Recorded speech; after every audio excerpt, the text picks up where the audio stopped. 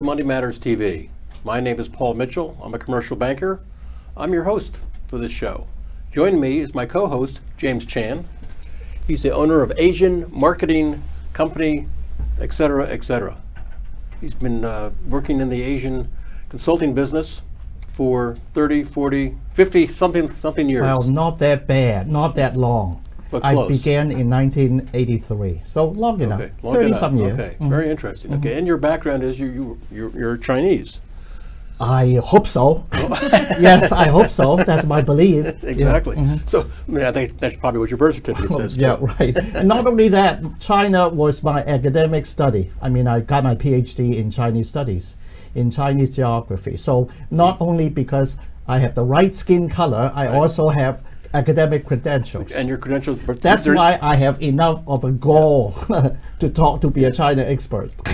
And your degrees are in the U.S. The University of Michigan in Yes. Ann Arbor. Sure. PhD, class of 1977. Yeah. Well, China as an economic force these days is, besides being in the news a lot, I mean, it is a real big issue. I mean, they're, it's the second largest economy now. It seems like, 10, 20, 30 years ago, people in this country really didn't understand what was going on there. You'd see a stamp that something said "Made in China," and that was kind of like a question mark. Well, I mean, well, you have to understand, Paul, from 1949, when China turned communist, to 1979, a period of 30 years, 49, 79, Yep. easy to remember, the US and China were enemies. Mm-hmm. Yeah, they were enemies. It's There end of was World War II and all no that type of stuff. trade, Yeah, no trade. no trade, Wow. bad press, Mm-hmm. fake news, what have you. I speak ill of you. You Well, speak ill of communism. I me. mean, the U.S. did not like communists. Yeah. So Cold really, War, et cetera, sure. China didn't really open up and start working with the U.S. Until 1979. And when China first opened up, to answer your question, China had no money. All of China had only $5 billion worth of foreign currencies reserve, because Chinese money was not at that time, yang, and the still yuan, is yeah. not convertible. You're a banker, it's not convertible. Because it's not convertible, you have to look at US dollars, Yeah.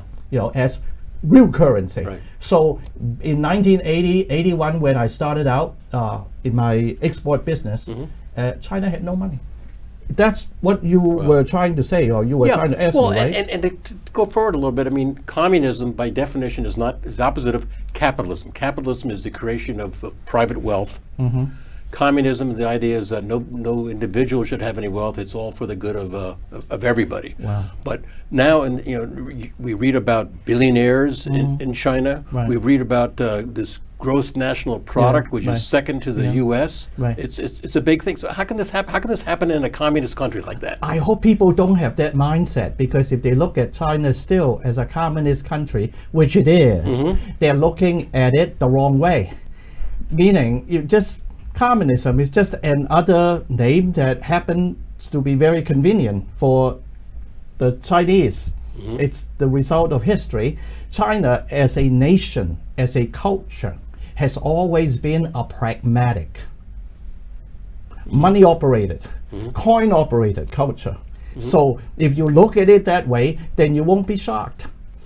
Well, but still, you said that just a few decades ago there was hardly any money in China, and the gross national product apparently was pretty small. It wasn't Yeah. anything that the U.S. had to deal with. I think you had a chart that you had showed me earlier, Yeah. showing the trade deficit that did not exist at all until what year was that? Well, that was for the U.S. part. In the United States, America had no trade deficit.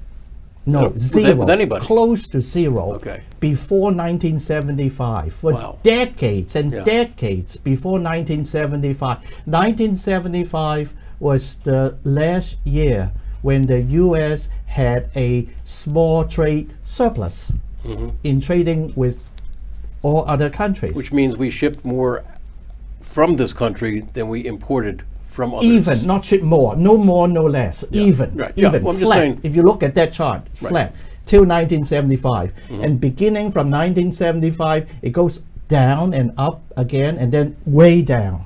And we are now in the way down period. Because we're importing and sending more money to We China. buy more than Then- we sell. We consume more than we manufacture.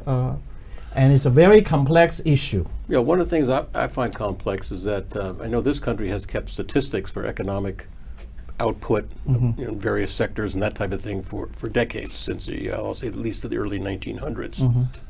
How long has China been doing that?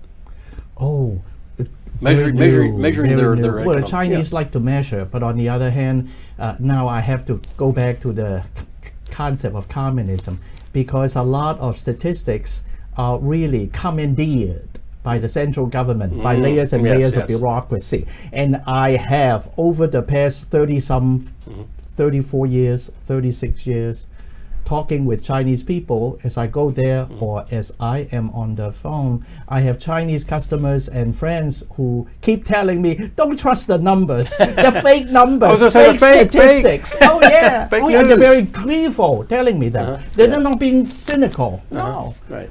So, next question. Next question, Paul. Other than the Well, we do have a question from one of our viewers. Okay. Right along these lines, I think Right. it'd be very apropos. right. Lewis Martin of Philadelphia asks, what kind of products does China need? Oh wow. It's a very legitimate question. It's a simple one, but I think it's one of the most difficult ones to answer. Let me do my best. Let me give a short, concrete answer. And maybe I should say not only products, but services should be Services part too. of that question. Right. China needs everything. However, to be very specific, China needs a lot of raw materials, agricultural products, for one reason. Going back to your earlier question, China has been able to amass a big fortune doing business because when it first opened up, it really didn't have money. And it really couldn't buy much. And so if you had no money, you couldn't buy much. How would you survive? How would you grow and prosper?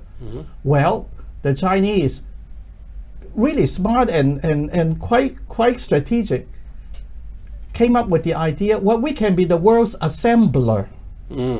Service. Assembler. There's a service. Assembler. What do I mean by Right. assembler? Sure. Well, we will in the Chinese phrase 来料加工, 来料 to import, to bring in 料 meaning raw materials, and 加工 is to add our labor. In other words, we have nothing. We have nothing. right. So we can import raw materials And parts. and parts, and then we will add labor, just like the iPhone. Good example. Yeah. iPhone is assembled, assembler. China being Right. the assembler.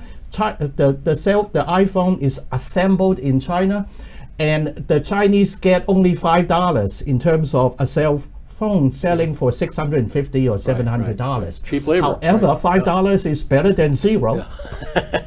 So And in more recent years, that $5 has become $6-7, and Oh, sure. now people are buying Right. cars and right. furs and right. polo shirts right. and whatever. So to answer the viewers, Yes. Lewis, I think it's Lewis Martin, to Yes. answer Lewis' question, really, China needs a lot of raw materials because it doesn't have. China needs the soybeans because it lacks enough Right. cultivable land Yeah. to feed a large population. It needs pork, it needs cell phone parts, because there are certain sophisticated precision engineer parts and components. yeah. Like in a cell phone, there are at least 14 parts made in different places in America that the Chinese cannot make. Wow. Cannot. Fascinating. And then, of course, in terms of the not just 14 parts, China contributes something like maybe 8 parts that are made in China, but then there will be 1 part made in Germany, 1 part made in South Korea, 1 part, maybe 2 or 3 parts and components made by the United Kingdom. Yeah. And then that's why if the current administration is to hit China with a stiff or punitive tariff, Right. it will affect not just China, because there are other countries Yeah. that are contributing parts, just like an iPhone. Right. And so in a way, by increasing tariff, it stirs up the whole pool. There is a chart also that I have included in this talk, which is by the online magazine Axios, AXIOS, Axios, and it shows you a graph of the imports from a lot of countries. It's think of like a jigsaw puzzle, rectangular, like a Mondrian picture with squares and rectangles. Each square and rectangle represent a nation, and it also and the sizes represent how much of that universal Yeah.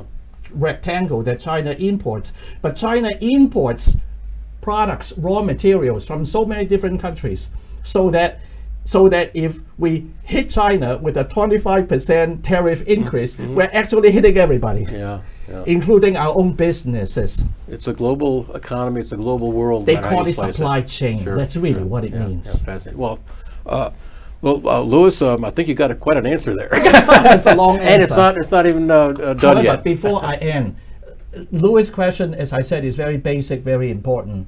But the real way of getting rich from the Chinese market is not by selling what the Chinese need. We have to sell what the Chinese want. Right. Remember the Sure. Rolling Stones? Well, you can't always get what you want, Yeah. but if you try, you may get what you need. No, need is fine, but it's what you want. Yeah. China can produce its own red wine, but if you have a particular red wine that has a certain taste, a certain class, Yeah. you sell it, people want it. Right. So they cannot easily replace you. Yeah. See, soybean is what China needs. However, China can also buy soybean from Brazil, not Yeah. just from America. Yeah. China may need certain microchips produced by certain US companies. However, if we stop, and we're already telling a Chinese company, ZTE, we're not going to sell you any microchips because you're such a bad boy. the Chinese can get it from the Germans, Yeah. from the Japanese, Yeah. from the British. So in a way, that's a need. We should sell China what the Chinese want. And this is how you can send your question in to Money Matters TV.